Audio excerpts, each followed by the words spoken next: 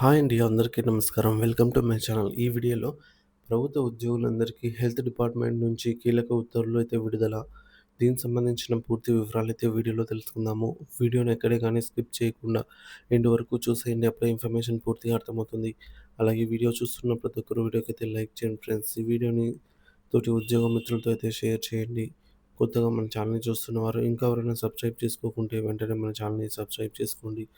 దీని ద్వారా నేను చేసే లేటెస్ట్ వీడియోస్ అన్నీ మీ వరకు రీచ్ అవుతాయి. ఇక ఆలస్యం చేయకుండా వివరాల్లోకి అయితే వెళ్ళిపోదాము.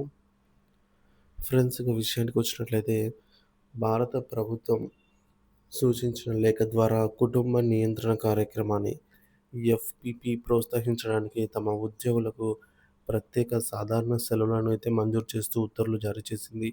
ఆ నిబంధనలు చూసుకున్నట్లయితే కుటుంబ నియంత్రణ ఆపరేషన్ పురుషులకు వాసెక్టమీ లేదా మహిళలకు సాల్ సాల్పింజెక్టమీ చేయించుకున్నటువంటి ఉద్యోగులకు 6 పని దినాలకు మించకుండా ప్రత్యేక సాధారణ సెలవైతే మంజూరవుతుంది. ఇక మహిళలకు ప్రసవంతో సంబంధం లేకుండా నాన్ ప్యూర్ ప్యూర్ఫెరల్ స్టెరిలైజేషన్ ఆపరేషన్ చేయించుకున్న మహిళా ప్రభుత్వ ఉద్యోగులకు 14 రోజులకు మించకుండా ప్రత్యేక సాధారణ సెలవైతే మంజూరు. ప్రయోజనాలని విస్తరణ వివక్షను నివారించి సమానత్వం పాటించేందుకు ఉద్దేశంతో ఆంధ్రప్రదేశ్ రాష్ట్ర ప్రభుత్వం ఈ సెలవు ప్రయోజనాలను ఈ క్రింది సంస్థల ఉద్యోగులకు కూడా విస్తరించాలనేది నిర్ణయించింది. స్థానిక సంస్థలు, అలాగే మున్సిపల్ కార్పొరేషన్లు, ప్రభుత్వ పరిపాలన నియంత్రణలో ఉన్న ఇతర సంస్థలు ఈ ఉత్తర్వులు తక్షణమే అమల్లోకి వస్తుంది. ప్రస్తుత రాష్ట్ర ఉత్తర్వులు రాష్ట్ర ప్రభుత్వం ఇప్పటికే తన ప్రత్యక్ష ఉద్యోగులకు ఇలాంటి ప్రయోజనాలను విస్తరిస్తూ ఉత్తర్వులు జారీ చేసింది. ఈ కొత్త ఉత్తర్వుల ద్వారా అనుబంధ సంస్థల ఉద్యోగులకు కూడా అవే అర్హతలు లభిస్తాయని నిర్ధారించింది. అమలు వివరాలు, వర్తించే విధానం. ఈ ప్రయోజనాలు స్థానిక సంస్థలు, హైదరాబాద్ మున్సిపల్ కార్పొరేషన్, హౌసింగ్ బోర్డులు, చట్టబద్ధమైన సంస్థలు మరియు ఇతర సంస్థల ఉద్యోగులకు వర్తిస్తాయి. సెలవు ప్రారంభం శస్త్రచికిత్స జరిగిన రోజు నుండే ప్రత్యేక సెలవు ప్రారంభమవుతుంది. ప్రత్యేక సాధారణ సెలవు అనేది ప్రారంభమవుతుంది. ట్యూబెక్టమీ లేదా స్పాలింజెక్టమీకి ధృవీకరణ. ఒక మహిళా ఉద్యోగి నాన్ ప్యూర్ఫెరల్ స్టెరిలైజేషన్ ఆపరేషన్ చేయించిన డాక్టర్ నుంచి వైద్య ధృవీకరణ పత్రాన్ని తప్పనిసరిగా సమర్పించాలి. ఈ సర్టిఫికేట్‌ను ప్రత్యేక సాధారణ సెలవు ముగిసిన వారం రోజుల్లోపు ఆమె పనిచేస్తున్న కార్యాలయంలో సమర్పించాలి.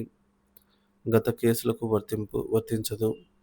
ఈ ఉత్తర్వు జారీకి ముందు ఇప్పటికే నిర్ణయించబడిన మరియు ముగిసిన కేసులను తిరిగి తెరవబడవు. ఆర్థిక శాఖ ఆమోదం.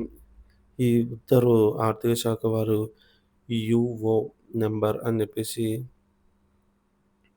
ఇక్కడ మనకు మెమో నంబర్ ఇవ్వడం జరిగింది. సో, ఈ మెమో ద్వారా అయితే ఆమోదం జారీ చేయబడింది. సో, ఈ విధంగా ముఖ్య నిబంధనల సారాంశం చూసుకున్నట్లయితే కుటుంబ నియంత్రణ ఆపరేషన్లను ప్రోత్సహించడం ద్వారా జాతీయ కుటుంబ నియంత్రణ కార్యక్రమాన్ని ముందుకు తీసుకెళ్లడమే ముఖ్య లక్ష్యంగా అయితే ఉంది. లబ్ధిదారులు ఆంధ్రప్రదేశ్ రాష్ట్ర ప్రభుత్వ స్థానిక సంస్థలు, మున్సిపల్ కార్పొరేషన్లు, హౌసింగ్ బోర్డులు మరియు ఇతర చట్టబద్ధమైన సంస్థలు. పురుషులకు సెలవు వాసెక్టమీ 6 పని దినాల వరకు ప్రత్యేక సాధారణ సెలవు. మహిళలకు సెలవు ట్యూబెక్టమీ నాన్ ప్యూర్పెరల్ ఆపరేషన్ కోసం 14 రోజుల వరకు ప్రత్యేక సాధారణ సెలవు. ముఖ్యమైన షరతు రుజువుగా వైద్య ధృవీకరణ పత్రం అనేది అవసరము. అమలు తేదీ ఉత్తర్వులు జూన్ 10, 1968 నుంచి తక్షణమే అమల్లోకి అయితే వచ్చింది, కానీ పాత కేసులకు వర్తించదు. చారిత్రాత్మక మరియు సామాజిక సందర్భం 1968 నాటి ఈఓఏ భారత చరిత్రలోని ఒక ముఖ్యమైన కాలానికి అద్దం పడుతుంది. జాతీయ ప్రాధాన్యత 1960లలో భారత ప్రభుత్వానికి ఒక జనాభా నియంత్రణ భారత ప్రభుత్వానికి ఒక ప్రధాన విధానంగా ఉండేది. దేశ ఆహార భద్రత మరియు ఆర్థికాభివృద్ధిలో సవాళ్లు ఎదుర్కొంటోంది మరియు వేగంగా పెరుగుతున్న జనాభా ఒక ప్రధాన అడ్డంకిగా పరిగణించబడింది. కుటుంబ నియంత్రణ కార్యక్రమం పంచవర్ష ప్రణాళికలో ఒక మూలస్తంభంగా ఉండేది. ప్రోత్సాహకాల ఆధారిత విధానం బలవంతపు పద్ధతులను ఉపయోగించడానికి బదులుగా ఆ సమయంలో ప్రభుత్వ ప్రోత్సాహకాలపై ఎక్కువ దృష్టి పెట్టింది. వేతనంతో కూడిన సెలవు ఇవ్వడం ఒక శక్తివంతమైన డబ్బేతర ప్రోత్సాహం. దీనివల్ల ఉద్యోగి ఆపరేషన్ నుంచి కోలుకోవడానికి సెలవు తీసుకున్నందుకు జీతం కోల్పోకుండా చూసుకుంటారు. తద్వారా ఈ పద్ధతిని స్వీకరించడానికి ఒక పెద్ద అడ్డంకి తొలగిపోయింది. సమానత్వం విస్తరించడం, వివక్షను నివారించడం అనే ఈ ఉత్తర్వు యొక్క స్పష్టమైన లక్ష్యం గమనించదగినది. ఇది కేవలం రాష్ట్ర ప్రభుత్వ ప్రత్యక్ష ఉద్యోగులకు మాత్రమే కాకుండా ప్రభుత్వ రంగ ఉద్యోగులందరికీ సేవా పరిమితులు మరియు ప్రయోజనాలను ప్రామాణీకరించే దిశగా ఒక ఆ అడుగును ప్రతిబింబిస్తుంది. ఉత్తర్వు యొక్క ముఖ్య ప్రాధాన్యత. సో, సాధా సాధారణంగా ఉద్యోగులకు సంక్షేమం. విస్తృత జాతీయ విధాన లక్ష్యాలను సాధించడానికి ఉద్యోగుల ప్రయోజనాలను ఎలా ఉపయోగించుకోవచ్చో ఇది చూపిస్తుంది. లింగ నిర్దిష్ట నిబంధనలు. పురుషుల మరియు మహిళలకు కుటుంబ నియంత్రణ శస్త్రచికిత్సలకు అవసరమైన వేర్వేరు కోలుకునే సమయాలను ఈ ఉత్తర్వులు గుర్తించింది. మహిళలకు ట్యూబెక్టమీ కోసం ఎక్కువ సెలవు కాలం 14 రోజులు ఇవ్వడం, అలాగే వాసెక్టమీతో పోలిస్తే ఇది మరింత క్లిష్టమైన శస్త్రచికిత్స అని అంగీకరించడాన్ని సూచిస్తుంది. కుటుంబ నియంత్రణను ప్రధాన స్రవంతిలోకి తీసుకురావడము. ఈ సెలవు విధానాన్ని అధికారికం చేయడం ద్వారా ప్రభుత్వ కుటుంబ నియంత్రణను పరిపాలన మరియు ఉపాధి చట్టంలోకి చేరింది. ఇది స్టెరిలైజేషన్ నుంచి కోలుకోవడానికి వ్యక్తిగత విషయంగా కాకుండా ప్రభుత్వం ఆమోదించినటువంటి వేతనంతో కూడిన సెలవుకు చెల్లుబాటు అయ్యే కారణంగా పరిగణించింది. దీనికి అధికారిక చట్టబద్ధతను తెచ్చింది. 4వది ఆధునిక దృక్పథం మరియు పరిమాణం పరిణామం. 1968 నాటి ఈ ఉత్తర్వులలో స్థాపించబడినటువంటి సూత్రాలు అభివృద్ధి చెందాయి.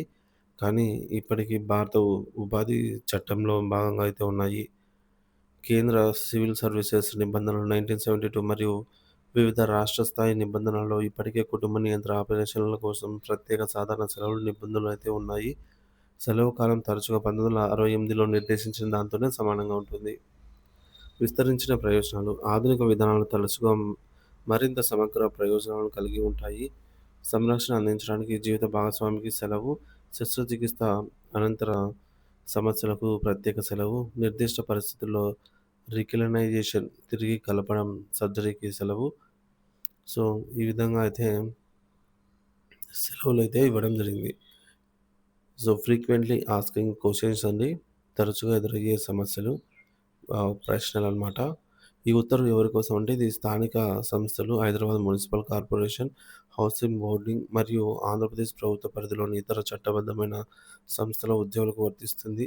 ఇది అప్పటికే రాష్ట్ర ప్రభుత్వ ప్రత్యక్ష ఉద్యోగులకు అందుబాటులో ఉన్న ప్రయోజనాలను అయితే వీరికి విస్తరించింది. వాసెక్టమీ కోసం ఒక మేల్ ఉద్యోగికి ఎంత ప్రత్యేక సెలవు లభిస్తుందంటే 6 రోజులనమాట. 6 రోజులకు మించకుండా అంటే 6 పని దినాలకు మించకుండా ప్రత్యేక సాధారణ సెలవుకు అయితే అర్హులవుతారు.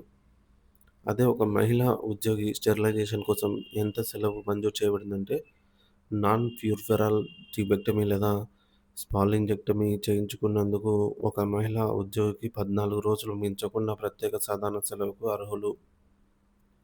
ఈ సెలవును పొందడానికి ఏ రుజువు అవసరం అంటే మహిళా ఉద్యోగి ఆపరేషన్ చేయించిన సర్జన్ నుండి వైద్య ధృవీకరణ పత్రాన్ని సమర్పించాల్సి ఉంటుంది. సెలవు కాలం ముగిసిన వారంలోపు దీన్ని సమర్పించాల్సి ఉంటుంది. ఒక ఉద్యోగి మే 1968లో సర్జరీ చేయించుకొని వేతనం లేని సెలవు తీసుకుంటే ఈ ఉత్తర్వు జారీ అయిన తర్వాత ఈ ప్రయోజనాన్ని పొందవచ్చా అంటే అలా అయితే లేదు. ఉత్తర్వులోని 5వ పాయింట్ ప్రకారం ఈ ఉత్తర్వు జారీకి ముందు పరిష్కరించబడిన కేసులు తిరిగి తెరవబడవు. సో, ఈ ప్రయోజనాలు గడిచిన కాలానికైతే ఎట్టి పరిస్థితుల్లోనూ వర్తించవు.